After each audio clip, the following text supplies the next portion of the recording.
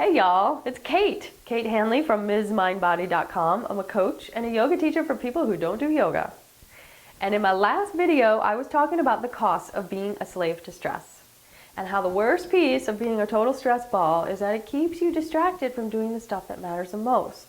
So whatever that means to you, if you are committed to having a perfect house and a crossed off to-do list before you do the important stuff, you are going to be staying stuck. So I'm here to talk to you today about something that you already instinctively know, and that is that avoiding the important stuff is a recipe for misery. There is nothing worse than sitting around wishing you were doing something or feeling bad because you're not doing something or dreading doing something. In comparison, doing something just feels great. And yet, I'm guessing that when you get the opportunity to do something important, like work on that business idea you've been dreaming about, or eat healthier, or exercise, you can come up with a million reasons why now is not really a good time. And I get that. I have been practicing yoga for 17 years. 17 years, and every single time I try and talk myself out of it. What is going on with that? What is going on with that is what I call pink elephants. Those are the hidden beliefs that we all have. We've all had since we were kids. They're the result of things that we heard from our parents. Things like life is hard or you can't get what you want. Even if we don't intellectually believe what we heard from our parents when we were little, we took it in and we believed it. Because when you're little, you are utterly dependent on your parents for survival. A big piece of you is totally committed to keeping them happy, because if they don't, they might stop feeding you and you might die. Like seriously, that's how it feels to a little kid. Those beliefs are like the wallpaper at your grandma's house with the big pink elephants on it.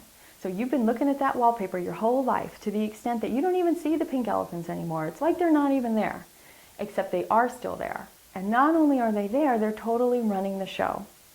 So do you want those pink elephants at your grandma's house to be making decisions for you on a daily basis? I know you don't. I don't. Life is way too short. The good news is that all you need to do to start showing those pink elephants to the door is get present to them. So I've got two really great exercises to show you how to do that. The first I call blank because. So get out your journal, get out a piece of paper and a pen, and write down, I don't do blank, and blank is whatever your important thing is, like start that business idea, because.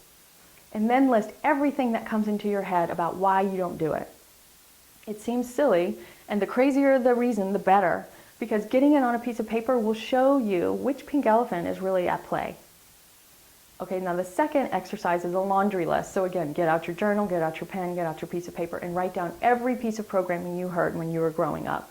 These are things like, oh, you can't count on anybody but yourself, or men are jerks, or your sister's the smart one. Whatever it is, just write it down, and I bet you'll be surprised when you get going, you'll really come up with a lot. I know I did.